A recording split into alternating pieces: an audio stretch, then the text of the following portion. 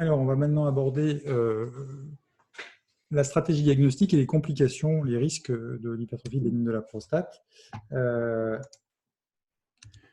je vous ai remis les items de la R2C pour voir que justement, cette stratégie diagnostique, les explorations complémentaires, elles sont vraiment indiquées telles quelles. Et j'ai repris principalement les éléments qui pouvaient être à discuter, même s'il y en a un dont je vous dirais qu'il me paraît nécessaire qu'il figure dans ces différents examens. Donc voilà les trois grandes catégories qu'on va regarder. Alors les complications aiguës, on les a déjà un petit peu abordées. C'est la rétention aiguë d'urine, les risques d'infection urinaire, notamment de prostatite aiguë. Rétention aiguë d'urine, je reviendrai dessus dans une question spécifique, donc on va passer assez vite. Les hématuries, je vous ai dit, le risque, c'est en fait la rupture d'une varice prostatique. C'est en général tout à fait banal, mais ça ne sera un diagnostic retenu qu'après exclusion des autres diagnostics, et notamment d'une tumeur de la vessie, après avoir fait une fibroscopie, absolument indispensable, même quand le patient a une hypertrophie bénigne de la prostate, et puis une insuffisance rénale aiguë obstructive qui, en général, est dans le cadre d'une rétention aiguë d'urine. C'est assez rare qu'on ait une insuffisance rénale aiguë obstructive isolée uniquement du fait d'une hypertrophie bénigne de la prostate. Dans les complications chroniques, on va retrouver la rétention vésicale chronique avec cette notion de résidu qui se constitue progressivement et qui peut ensuite permettre qu'il y ait des lithiases qui se créent à l'intérieur du réservoir vésical, l'insuffisance rénale chronique obstructive et puis les anomalies satellites comme les hernies de l'aine, les hémorroïdes. On en avait déjà parlé auparavant, vraiment insister sur le fait que le calcul de la vessie, c'est toujours une lithiase d'organes. On peut le voir parfois sur un cliché d'abdomen sans préparation, comme vous le voyez ici sur votre gauche. Mais l'examen de référence aujourd'hui, c'est principalement l'endoscopie qui permet de faire le diagnostic et d'estimer s'il va être possible de traiter ou pas ce calcul assez facilement. Alors, on va revenir maintenant à la démarche diagnostique, puisque vous vous rappelez ce triangle que je vous ai décrit pour les troubles mictionnels. On part des symptômes, ensuite on réfléchit en termes de fréquence, en termes de risque pour le patient, d'où l'intérêt de connaître un peu ces risques évolutifs. Et puis après, on va réfléchir en stratégie et pas faire tous les examens à tous les patients, pas systématiquement le tiroir d'examen à tous les patients. On va, pour les examens, comme d'ailleurs pour les traitements, réfléchir du moins risqué au plus risqué, du moins invasif au plus invasif. Et le coût peut rester également un élément de réflexion. Donc, l'élément important, et là je reprends les éléments qui sont indiqués dans le livre du collège, c'est que le bilan de l'HBP, c'est d'abord et avant tout clinique, et c'est un bilan qui se fait à deux niveaux, principalement en médecine générale, par les spécialistes de médecine générale, mais également en urologie.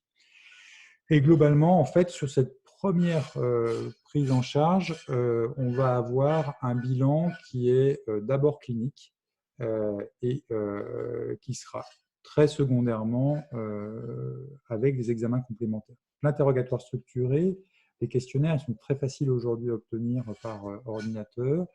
Le toucher rectal, la bandelette urinaire lorsqu'on a des symptômes du réservoir pour être sûr qu'on ne passe pas à côté d'un problème d'infection urinaire, et puis le catalogue missionnel qui est assez intéressant lorsque notamment on a beaucoup de symptômes de la phase de remplissage.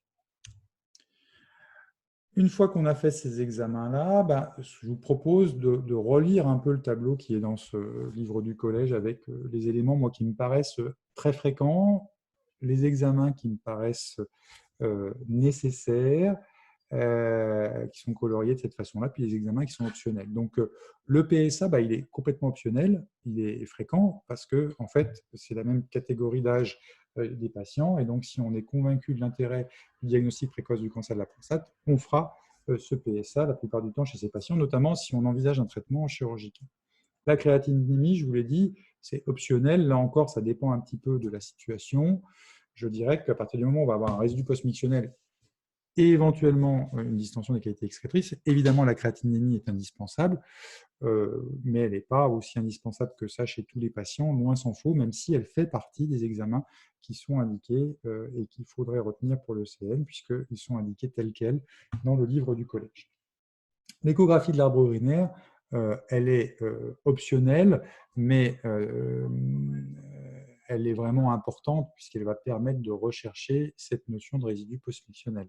Euh, donc, c'est la différence qu'on voit dans dans le tableau qui est fait sur le livre du collège. Et moi, elle me paraît assez cohérente.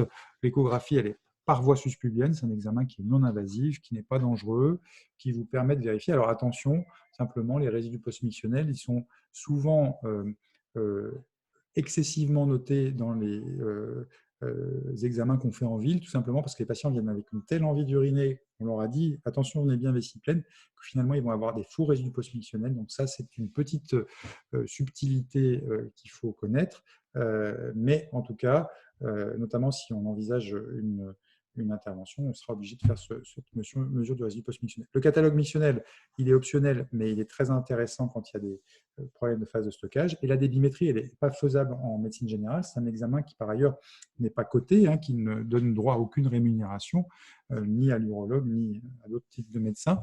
Et donc, c'est un examen qui est très utilisé par les urologues puisqu'il permet d'avoir une vision objective du débit du patient.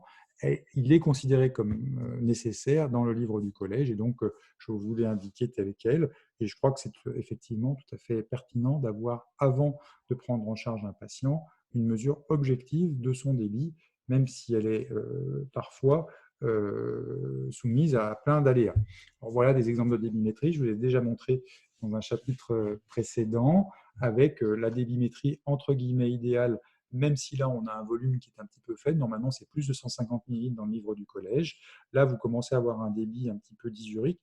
Là, vous avez un débit qui est tellement raplapla que vous pouvez vous poser la question soit d'un problème de contractilité de la vessie, soit d'une sténose de l'urètre. Voilà des éléments indicatifs. La débimétrie, on peut la faire patient assis sur une chaise ou patient debout. Il faut bien expliquer au patient qu'il fasse de la façon la plus naturelle pour lui, de façon à ce qu'on retrouve les conditions les plus proches de son domicile. L'échographie endorectale, vraiment, oubliez-la, s'il vous plaît.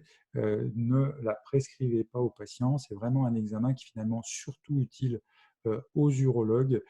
Et la plupart des urologues sont équipés avec des machines d'échographie endorectale et donc feront cet examen si nécessaire.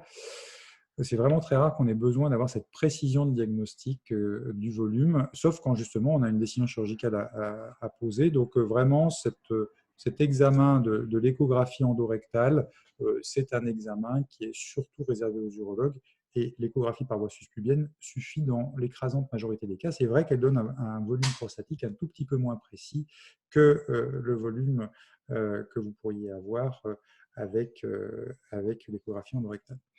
La fibroscopie, elle va chercher une tumeur de la vessie, comme vous la voyez ici. Elle va chercher éventuellement un calcul. Et puis parfois, chez certains patients, comme dans une des situations cliniques que je vous ai montrées, on va voir comme ici un rétrécissement de l'urètre. Donc c'est quelque chose qui est très intéressant à proposer, soit quand on recherche le diagnostic d'une sténose de l'urètre, soit quand on a des symptômes de la phase de remplissage rebelle ou l'hématurie macroscopique.